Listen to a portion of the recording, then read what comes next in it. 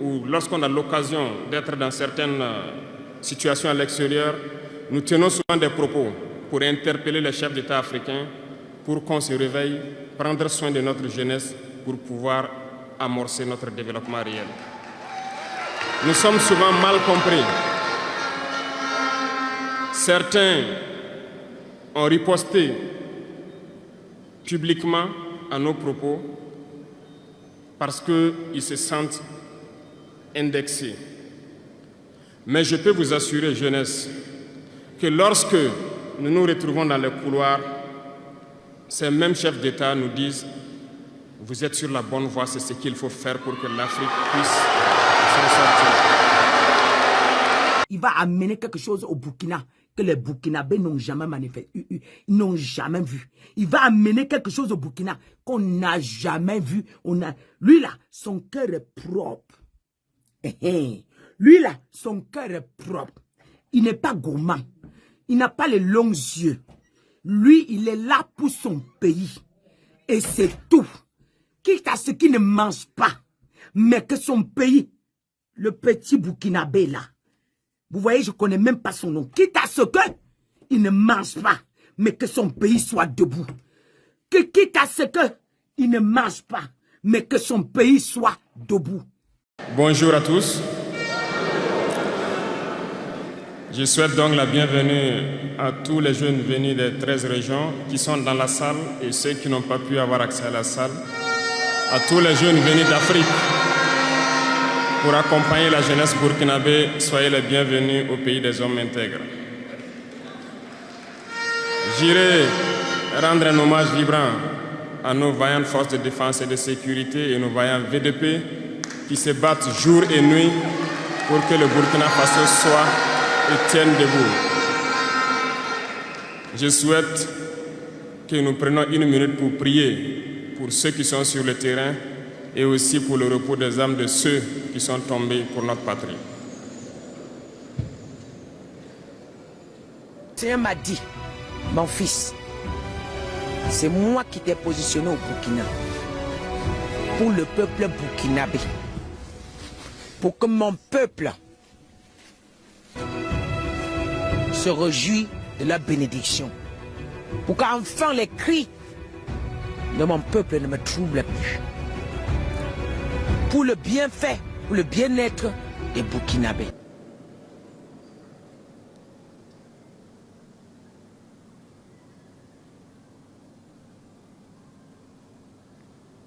Je vous remercie.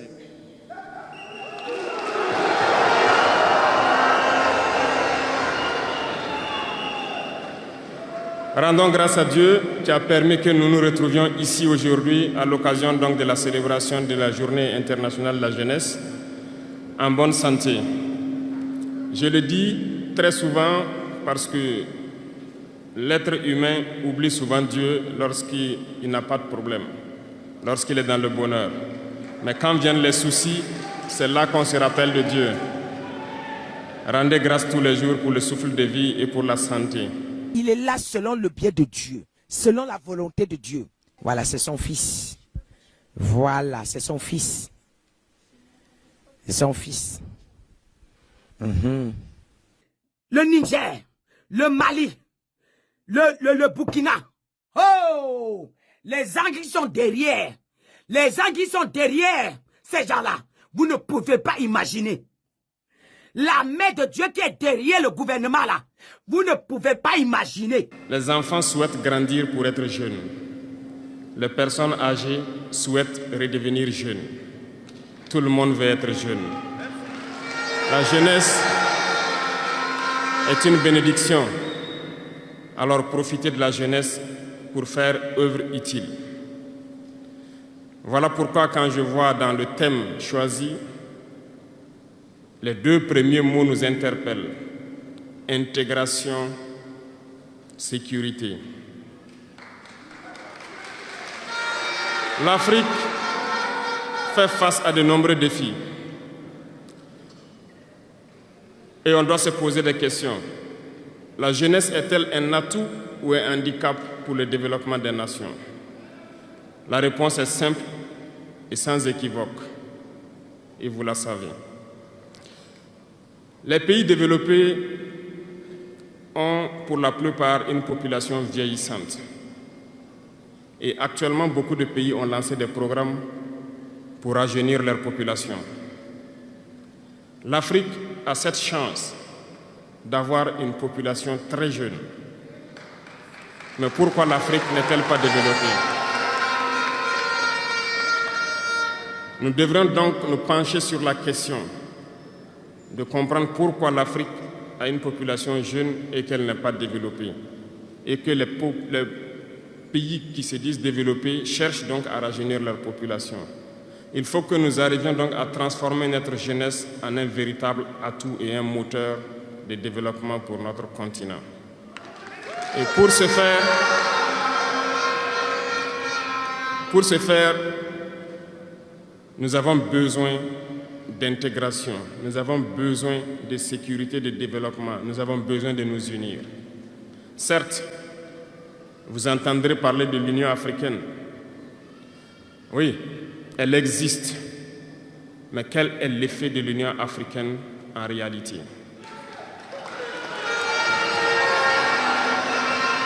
Nous ne pourrons pas parler d'intégration dans le thème et de ne pas parler de l'Union africaine. Parce que c'est cette organisation qui devrait nous unir, créer l'intégration réelle. Mais nous sommes au regret de voir ces guerres qui persistent sur le continent africain, qui tuent des millions de jeunes, et que cette organisation, qui est à la tête d'États pourvus d'armées, n'arrive pas à s'organiser pour soutenir certains pays. L'union n'est pas juste un mot. L'union, c'est un symbole. Et nous, jeunes, devrions apprendre leçon de cette situation pour nous unir, pour faire de l'intégration une réalité. J'ai été désagréablement surpris lorsque l'Éthiopie, qui abrite donc le siège de l'Union africaine, vivait un conflit. Et quand j'ai vu le Premier ministre se mettre en treillis et annoncer fermer l'université à Addis Abeba pour faire face à la menace, je n'ai pas vu l'action de l'Union africaine pour protéger ces sièges. Les États occidentaux, pour la plupart, voyaient Addis Abeba tomber, ont plié bagages et partir. L'Éthiopie s'est battue, a trouvé une solution interne et vit plus ou moins en paix aujourd'hui. Les enfants du Congo meurent depuis des années. Plusieurs autres conflits, tels au Soudan, existent sur le continent. Nous aurions aimé voir l'Union africaine générer les forces et toutes les stratégies nécessaires pour soutenir ces États pour qu'ils puissent retrouver la paix. Nous ne viendrons même pas parler de nous ici au Sahel. Depuis près de 10 ans, le Sahel est le théâtre du terrorisme international. Mais nous ne voyons aucun soutien de ces organisations pour trouver une solution à ce problème.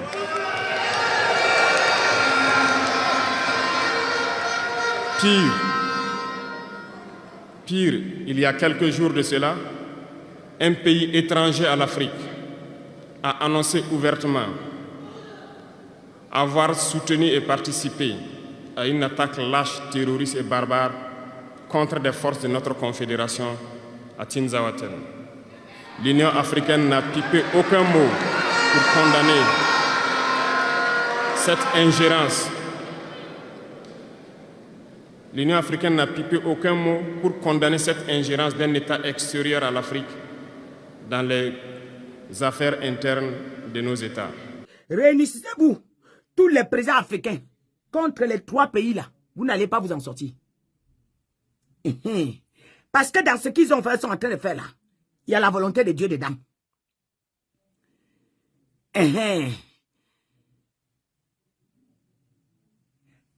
Dans ce qu'il est en train de faire là, dans ce qu'ils sont en train de faire là, Dieu est dedans.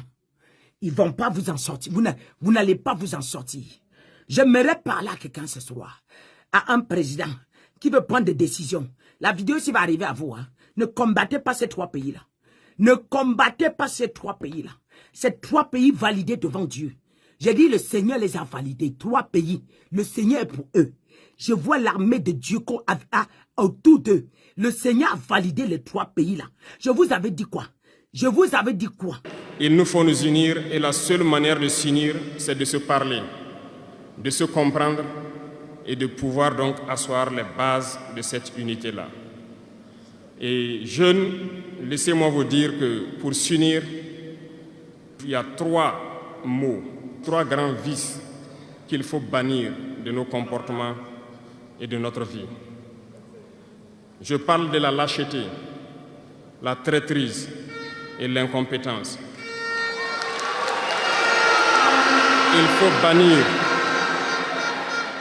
Il faut bannir ces 3 mots de notre mode de vie. Un lâche a toujours peur. Et lorsqu'on a peur, on devient un esclave. On se plie, on lèche les bottes.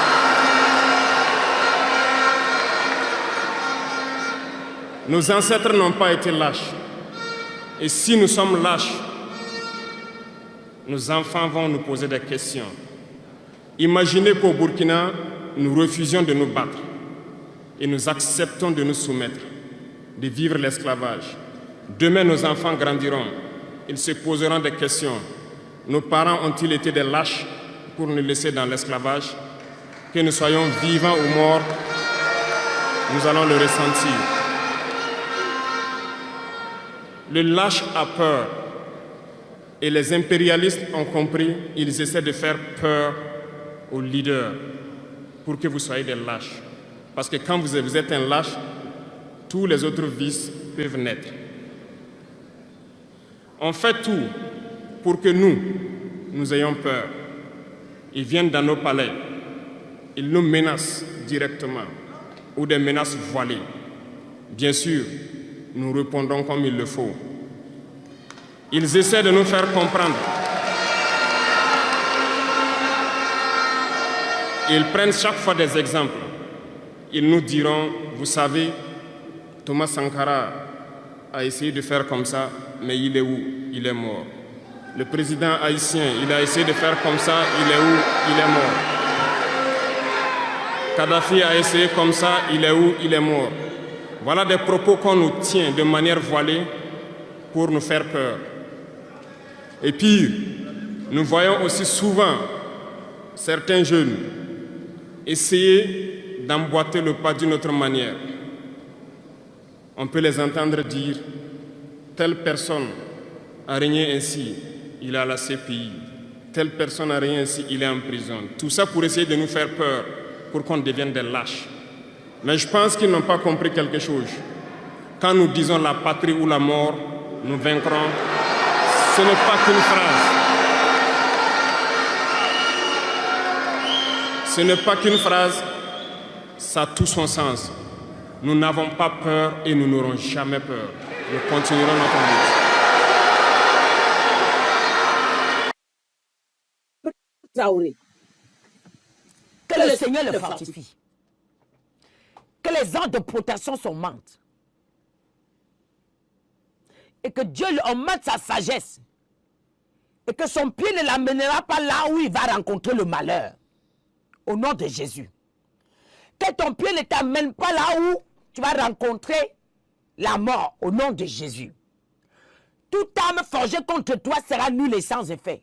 Car toi, tu es en train d'apporter la joie. Non pas seulement dans le cœur du peuple burkinabé, mais dans le cœur du peuple africain.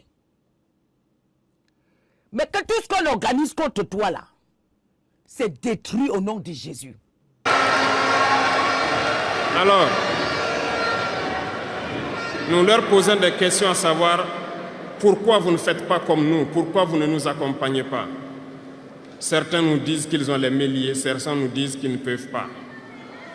Chers aînés, chefs d'État africains, du haut de cette tribune, donc, je souhaiterais dire que les peuples africains sont les peuples les plus pacifiques. Lorsque vous reconnaissez un tort, il faut le dire au peuple. Que nous n'ayons pas peur demain de sortir et dire au peuple, nous nous excusons, nous avions été compromis, nous avons des biens mal acquis, on nous a comprimés par plusieurs choses et que nous demandons pardon et nous revenons sur la bonne voie. Et de commencer à travailler réellement pour l'indépendance de nos États et notre émancipation. Et je pense que c'est possible. Si nous restons dans cette posture de peur, nous serons lâches et l'histoire nous jugera.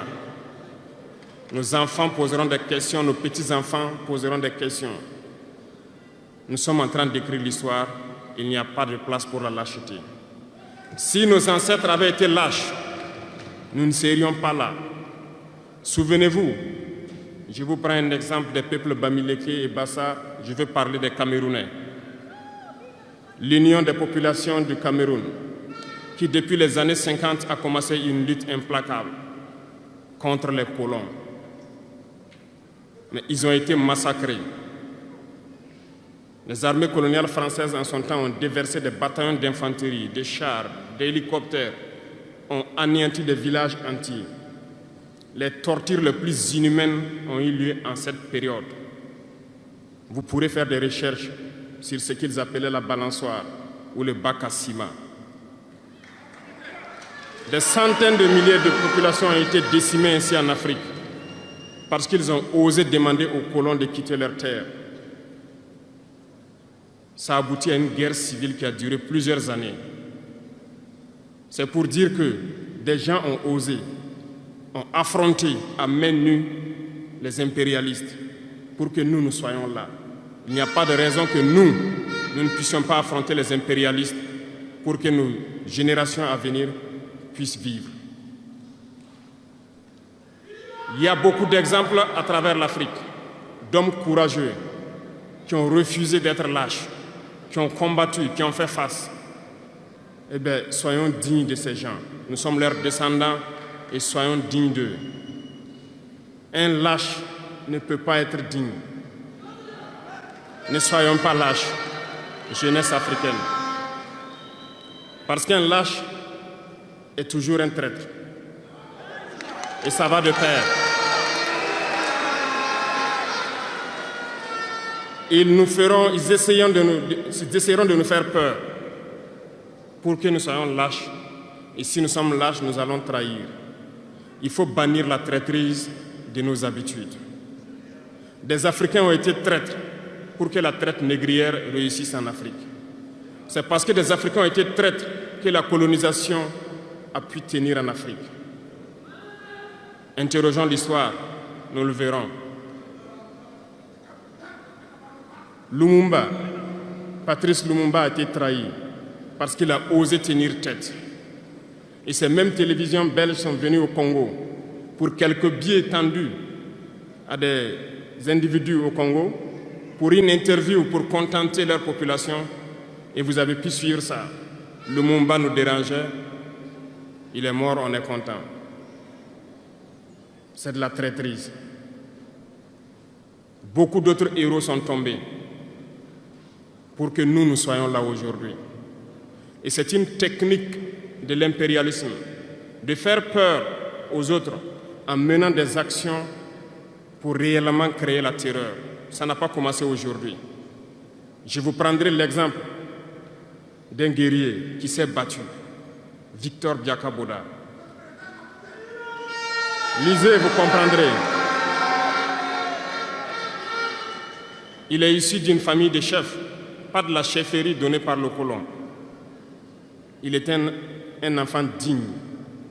Il a fait ses études au Sénégal, je crois. Il est venu médecin en Guinée et lorsque le RDA a été créé, il a rejoint la Côte d'Ivoire pour mener le combat contre les impérialistes, contre les envahisseurs, contre le colon. Il a essayé d'organiser la société ivoirienne. Partout, les gens ont commencé à porter la voix.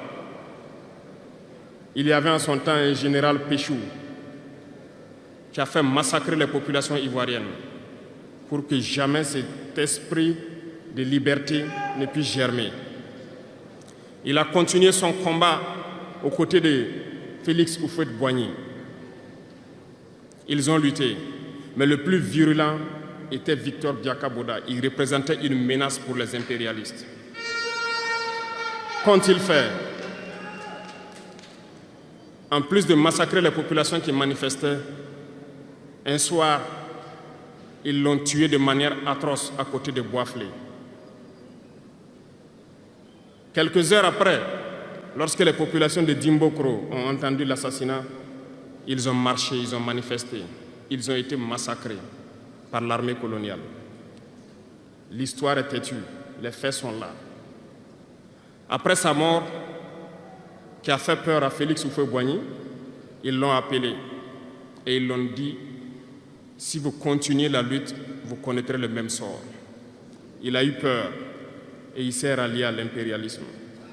Il a été nommé ministre en France et plus tard il est venu prendre les rênes de la Côte d'Ivoire. Et ils l'ont utilisé pour éliminer beaucoup d'autres personnes qui osaient lever la voix. Et je pense que Thomas Sankara est un bel exemple.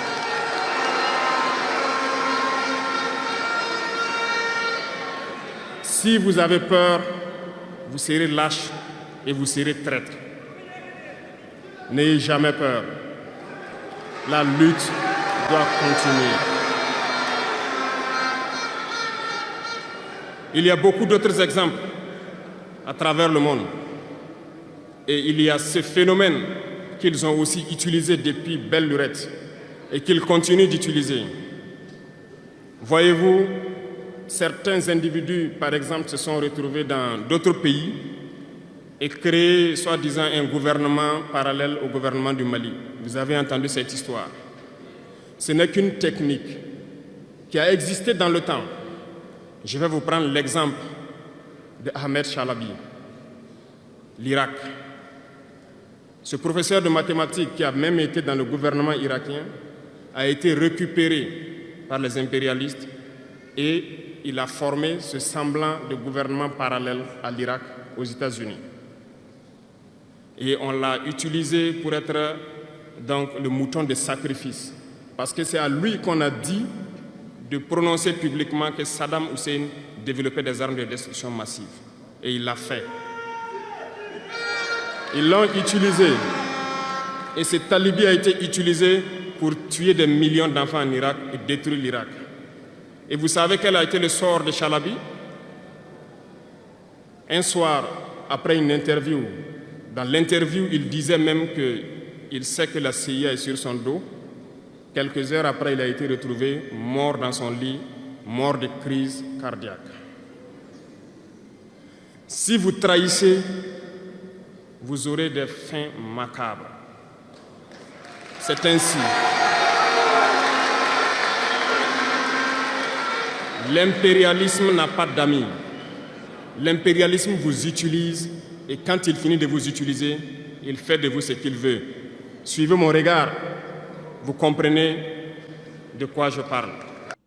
Parce que j'entends certains vieux dehors, au quartier, qui disent qu'à cause de lui, on n'a plus de pouvoir.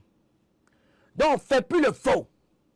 Parce que non pas seulement il a refoulé la France, mais dans sa politique, ce que je suis en train de voir, je vois un homme qui est en train de combattre la corruption. Qui ne veut pas que lorsque quelqu'un a un poste, il vit derrière la corruption. Qui vit derrière son salaire. Au lieu de vivre derrière la corruption. Moi, je ne le vois pas. Moi, je vous donne la politique de président Traoré. Il a en train de combattre la corruption. Il a mis un homme de temps pour enlever ça dans son pays. Parce que la corruption était là. C'est-à-dire que tu peux venir, on te paye de l'argent, tu assassines ton frère facilement. Vous avez vu qu'on a payé un Français, il a assassiné son frère. On a payé un Allemand, un Dutch, il a assassiné son frère. Mais vous là, vous êtes prêts à tout. Rien que pour l'argent dans vos poches. Pour les billets qui... Regardez comment la fin d'Ali Bongo. Mais ça ne vous dit rien. Regardez sa femme qui est en train d'être traînée dans les tribunaux. Mais ça ne vous dit rien. Vous êtes toujours derrière en train de demander des petits billets d'argent.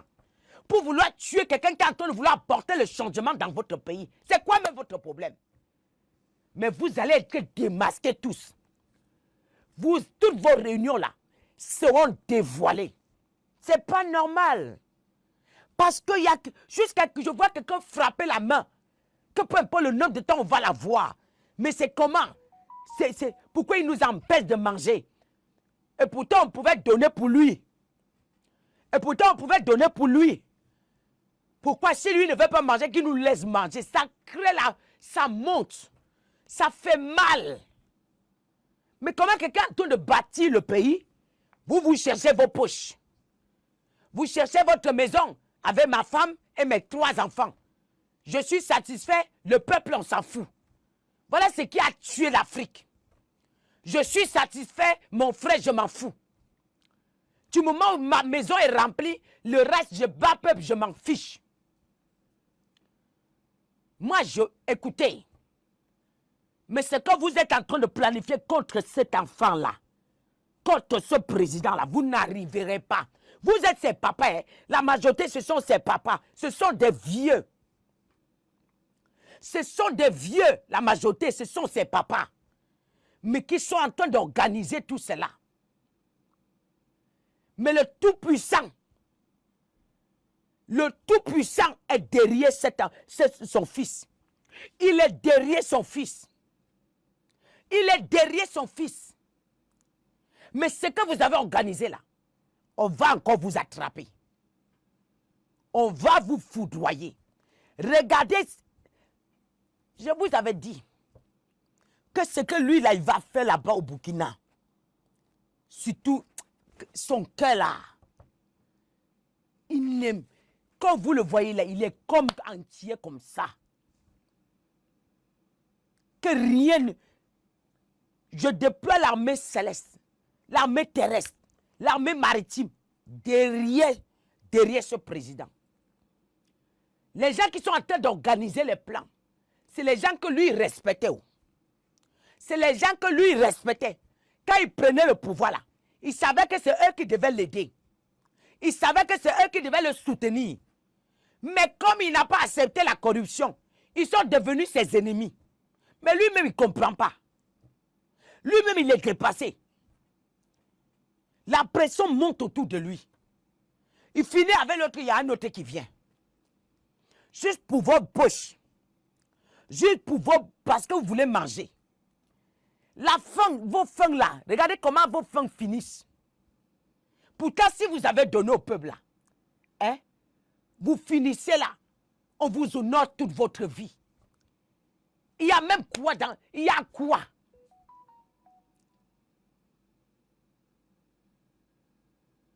Il y a même quoi dans la tête des Africains? Pendant que vos frères sont au front en train de combattre, tous les jours on les envoie en garde à vue à cause de leur pays, à cause de l'Afrique. Mais pendant qu'ils sont en train de combattre, vous êtes derrière en train de chercher les petits pains que vous allez manger, les petits billets d'argent qui peuvent se voler comme la fumée. Quand vous ramassez, vous avez 20 voitures, vous roulez avec 20 voitures à la fois. Vous roulez avec 10 voitures à la fois. Ce n'est que même si tu as 100 voitures, tu entres que tu entres. Vous prenez l'argent, vous venez ici, vous bâtissez les immeubles. Les mêmes gens vous dévoilent demain, vous ne comprenez pas. Vous venez acheter les trucs ici. Vous mettez l'argent dans les comptes ici. Quand on vous destitue, pleure l'argent. Mais ça ne vous sert à rien. Vous ne comprenez pas. On dirait qu'on vous a vendu. Ça a toujours été comme ça.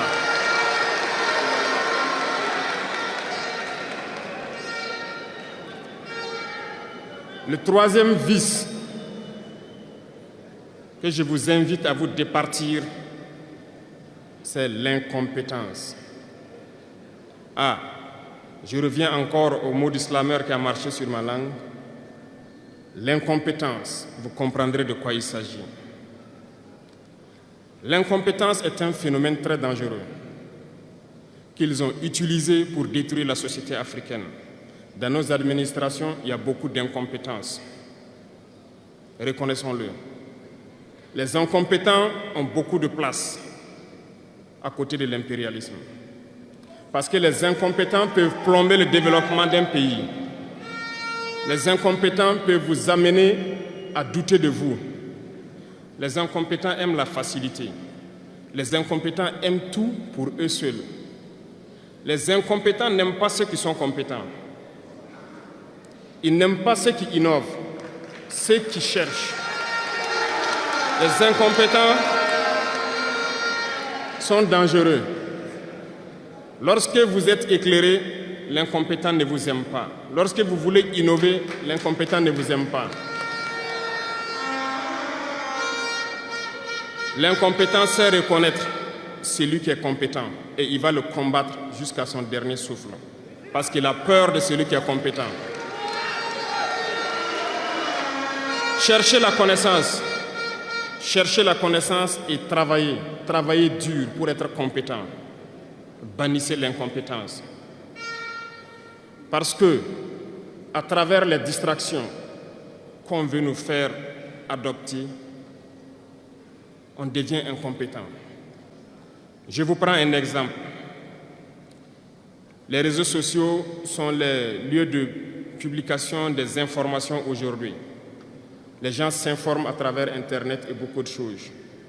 Un jeune qui publie sur les réseaux sociaux un article sur sa ferme ou un projet agricole ou un projet scientifique, je suis jeune, je connais les termes. Il n'aura pas peut-être 1000 vues. Mais un jeune qui publie sur des futilités, ce que moi j'appelle du n'importe quoi, il a des millions de vues.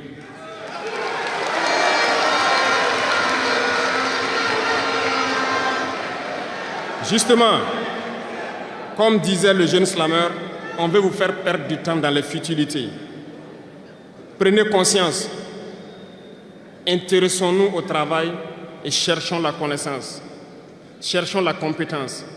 Se distraire, c'est bien, mais on doit travailler d'abord, avant de se distraire. Cherchez la connaissance, sinon vous perdrez du temps à ne rien faire. Et la jeunesse, c'est l'époque, c'est la période où il faut exploiter son temps à bon escient. Les impérialistes le savent. Voilà pourquoi ils vont multiplier tout ce qui est événement de distraction. Ils vont multiplier tout ce qui est événement qui peut vous détourner du travail pour que vous soyez des incompétents. Et en ce moment, quand vous êtes endormis, on choisit les incompétents pour diriger tout ce qui est structure importante. Et vous n'avez le choix que de vous plier. Ne soyons pas incompétents, cherchons la connaissance. Les incompétents se cachent souvent derrière des mots. Ils emploient les termes de démocratie, de liberté, sans se rendre compte de quoi il s'agit. Camarades, la démocratie est un état d'esprit, autant que la jeunesse est un état d'esprit. C'est soi-disant démocrate, mais regardez le monde. Comment est-ce qu'on peut vouloir imposer la démocratie en tuant des millions de personnes? C'est de la dictature, ça, ce n'est pas de la démocratie. Ça ne s'impose pas. Ceux-là qui se disent démocrates, mais regardez, nous avons vu des scènes où on a empêché des gens de rentrer dans des assemblées. On a vu des scènes où des forces ont débarqué dans des assemblées pour obliger les députés à prendre des textes. On a vu des scènes plus terribles que ça, où les gens tuent leurs manifestants. Mais eux, ils s'appellent démocrates et nous, on nous appelle donc des putschistes.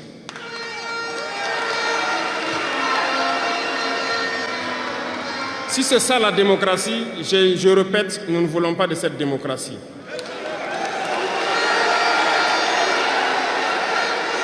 Et quand vous voyez souvent les incompétents, ils ne cherchent pas à savoir quelle est la signification du mot démocratie en réalité. Ils s'accrochent juste à la définition qu'il lui a donnée l'impérialisme et il se met à parler de démocratie sans réellement connaître le fondement. Ça, c'est de l'incompétence. Il faut chercher à connaître, avoir la connaissance, regarder le monde pour redéfinir la démocratie telle que nous le voulons en Afrique.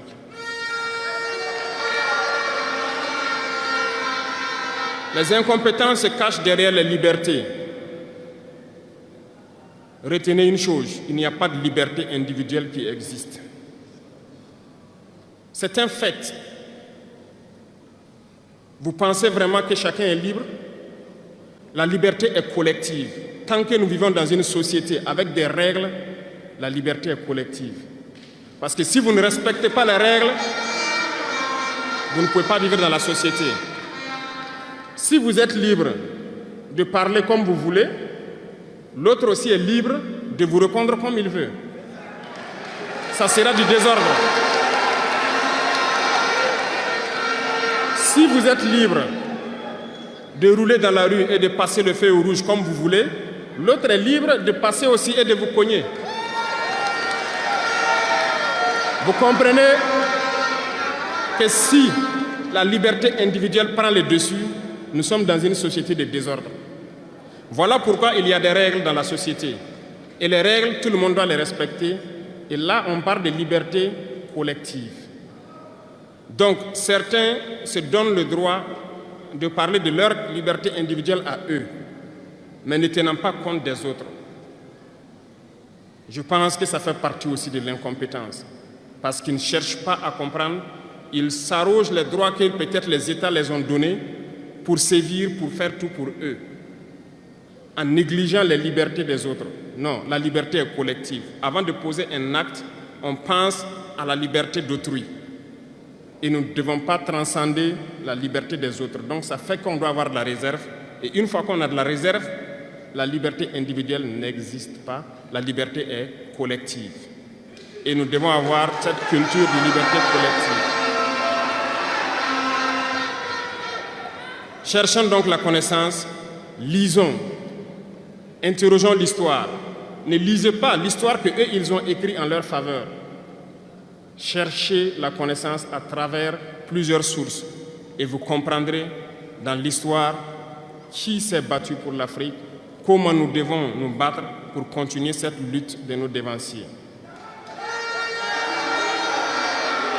Et je ne terminerai pas mes propos sans faire un coup de gueule encore au volet de la communication. Parce que, comme je le dis, c'est l'arme fatale de l'impérialisme. Et vous, jeunes, vous devez tout faire pour savoir distinguer le vrai du faux. Nous continuerons à démonter les mensonges des médias impérialistes qui essaient de toujours créer des soucis en Afrique. Parce que ces médias, par leur bouche, ils peuvent vous rendre un roi demain. Par leur bouche, ils peuvent vous faire quitter de votre position de roi et vous rendre un piètre esclave demain. Faites attention. Je suivais une émission, malheureusement, il n'y a pas longtemps, burkinabé, où un jeune journaliste a sorti une phrase qui m'a laissé un peu perplexe. Il parlait de la Corée du Nord. Et le journaliste a dit, mais il meurt de faim en Corée du Nord. A-t-il pris le soin d'aller en Corée du Nord enquêter pour voir vraiment s'il meurt de faim? L'idée que les médias impérialistes ont vendu de la Corée du Nord est plus développée que beaucoup de pays européens. Et parce que ces médias nous disent la Corée du Nord c'est la dictature, les gens meurent de faim, ils sont pauvres, ils n'ont rien, on prend ça ainsi. Mais la Corée du Nord est une puissance nucléaire, comment est-ce qu'ils ont fait?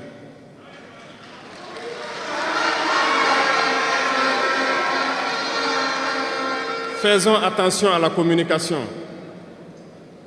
Il ne faut pas suivre de manière aveugle ces médias menteurs qui ne cherchent qu'à diviser l'Afrique. C'est logique, ils se battent pour les intérêts de leur peuple. Et l'intérêt de leur peuple, c'est que l'Afrique soit divisée. Alors, jeunesse du Burkina, jeunesse d'Afrique, il faut qu'on s'unisse. Il faut bannir la lâcheté, il faut bannir l'incompétence, il faut bannir la traîtrise et tous les vices dans nos sociétés. Nous avons des occasions de nous parler. On rend grâce à Dieu de ces occasions que nous avons chaque fois de nous parler, de nous conscientiser. Et je vous invite à repartir encore lire, à se mettre au travail pour que l'Afrique que nous voulons, autosuffisante alimentairement, soit une réalité.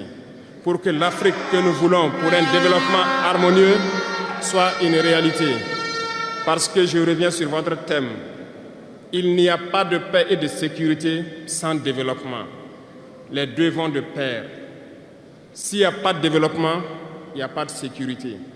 Parce que s'il n'y a pas de développement, la jeunesse va forcément se retrouver dans les vices. Et il n'y aura pas de sécurité. S'il n'y a pas de sécurité aussi, il n'y a pas de développement. Donc les deux doivent aller de pair. Intégrons cela dans nos combats pour que nous puissions nous battre et nous développons. Allons-y vers la production. Produisons suffisamment. Transformons sur place nos matières premières pour que ce soit bénéfique pour nos populations et envie d'exporter cela.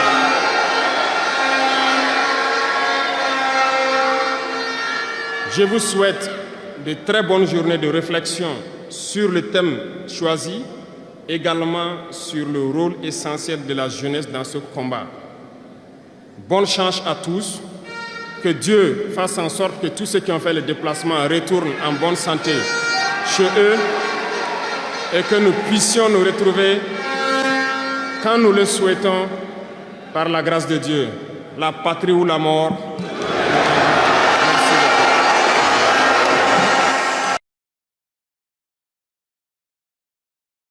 J'aimerais déclarer cette parole. Écoutez, mes anges et mon Dieu, il m'avait dit, lorsque le capitaine Ibrahim Traoré est arrivé au pouvoir, le Seigneur m'a dit de monter prier pour lui. Et je continue à prier. Je vous avais dit que, regardez-le, c'est un enfant. Les gens m'ont dit, pourquoi Jésus? Il est enfant par rapport à tous les vieux qui sont là-bas. C'est un enfant, mais il va surprendre les gens. Est-ce que c'est pas ce qui se passe? Il est droit, c'était le deuxième jour. Le deuxième jour, on a dit qu'il y a coup d'État. Avant qu'il y ait coup d'État, j'ai annoncé la manifestation. Et quand la manifestation est arrivée, lorsqu'il a pris le pouvoir, je vous ai dit, l'homme, parce que c'est lui qui est vrai. Quand tu le regardes, tu as un amour particulier, tu ne peux pas expliquer. Tu l'aimes, tu ne sais même pas pourquoi tu l'aimes, quand tu es rempli de l'amour de Dieu. Quelqu'un qui est tordu. Et quand vous appelez Olingui, on dit que le Gabon, celui que vous appelez Olingui, vous aurez les armes. Les Burkinabés auront Dieu. Vous aurez les armes. Les Maliens auront Dieu. Vous aurez les armes. Le Niger aura Dieu. J'ai terminé ici.